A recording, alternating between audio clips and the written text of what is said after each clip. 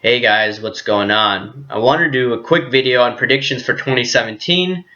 I said the last video would be the Putin-Russia video, but I wanted to do this video right now to say what's going on in my mind for 2017. Number one, instead of 3 interest rate hikes, I believe there's going to be only 1 interest rate hike. The reasoning behind that is the data so far coming out of November and December isn't strong relative to previous months. While the Dow has soared, the S&P has soared. So one of the two needs to catch up. Either the data needs to catch up or the Dow needs to have a slight correction. And feels like the Dow and S&P will have a slight correction, but we shall see how it ensues.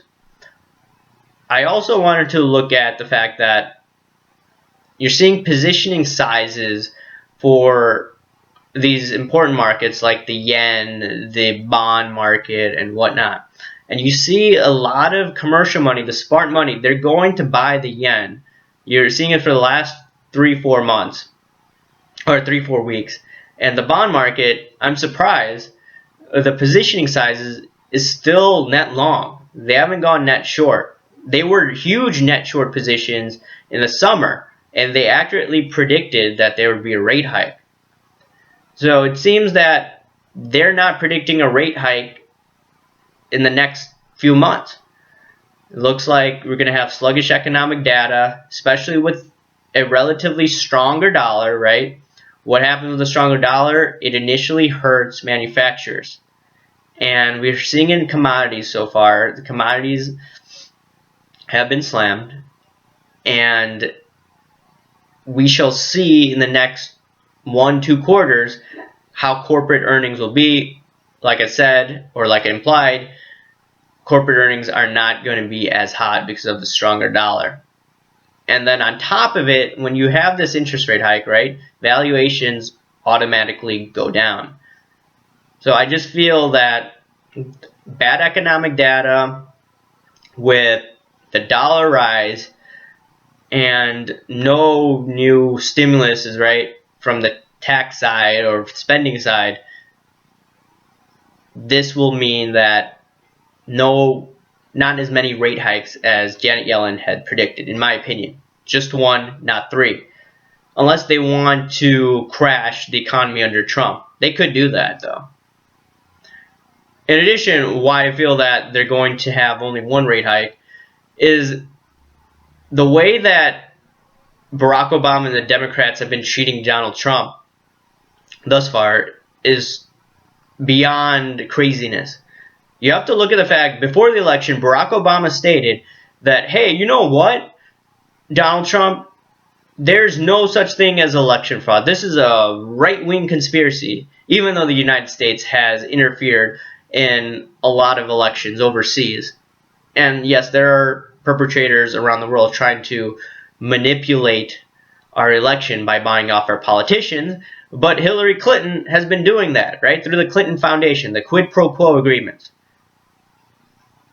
And the fact that Barack Obama acted like a war hawk the other day by levying sanctions on Putin, right? They have nuclear weapons, right? They're not like some country that could be bullied around easily. The Russians are tough guys. I grew up with them. And the fact that Obama decides to enact sanctions on them is mind-boggling.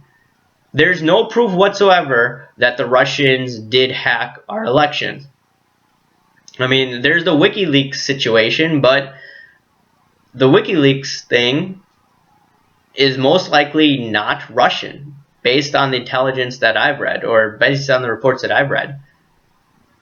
So what does this mean for the economy in general? So if Barack Obama is acting foolish, and I just did an interview with Don Harold, but for some reason it couldn't record his side, so I was really bummed out when I found out that his side wasn't recorded while everything I said was recorded. Well, the thing is, if the Democrats are treating Donald Trump like this, and they're trying to ruin relations with Russia, and the neocons are bored with this, while Donald Trump is like, you know what, we should get along with Russia. feels that they're going to do something very stupid to try to get us into a war, and if it's not a war, they're going to try to screw the U.S. economy economically speaking. They're going to do anything possible, the neocons, the progressives, the left, they're going to enact legislation to try to screw up Donald Trump's presidency. It may be through the budget, it may be the debt ceiling, it may be the tax cuts, maybe they won't give that many tax cuts, and maybe they're going to do something on the fiscal side that Donald Trump doesn't want to happen and his economic advisors. There are a lot of things, in my opinion, where the power structure is going to strike back at Donald Trump. I hope the best for this country, right? I personally think that Donald Trump wasn't the best guy possible, but I voted for him over Hillary because Hillary Clinton makes me sick. And I could go on about this in videos after this. But long story short, I feel that there's going to be one rate hike. And because of the rate hike that we had in December, this month, the dollar, in my opinion, is going to go down. Bonds are rallying, signaling the dollar is going to go down. Japanese yen, a lot of commercials are piling in. Like I implied before, dollar is going to go down. And the only way that I see the dollar actually rising significantly or much higher from the levels that we see right now is if you see a total European blow-up scenario. If you do see that, then yeah, the dollar is going to rise because 59% of the dollar index consists of the euro. And unless you see more rate hike, not rate hike, but if you see worsening situations in the banking system in Germany or in Europe, then just watch out. The dollar is most likely going to rise.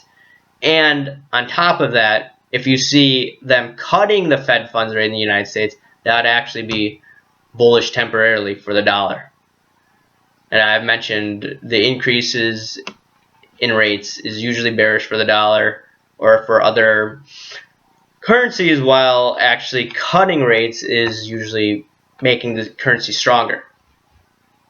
Now, the other prediction in terms of commodities, I feel that the commodity that's going to rally, not rally big time, but it's going to see some upside is cocoa. I'm currently long cocoa futures and the cocoa ETF. It was down like 32%, and I mentioned that the hedge funds went net short for the first time in 4.5 years, and they got squeezed out last time they did that. And the commercials, I just reviewed the commitment of traders data, they're still net long, and when they're net long, you usually see price increases, right? I said that I wouldn't want to buy until today. I actually caved in and I bought cocoa futures yesterday, and I bought the cocoa ETF I think earlier this week. I should have waited till today because cocoa was still down. So it was down 32%. I feel that it's going to rally. So I think it's going to be the best commodity for next year. Could be wrong, but I'm just saying that out of all of the commodities that I've looked at, it has been hammered the most. I mean, there is coffee, but I don't see the data and the commitment of traders showing huge buying yet. So that's something to note. Anyways, guys, these are my predictions for next year. One rate hike, dollar will reverse, cocoa will be the best performing commodity for next year. Please let me know what are your predictions, and I'll talk to you later. Bye.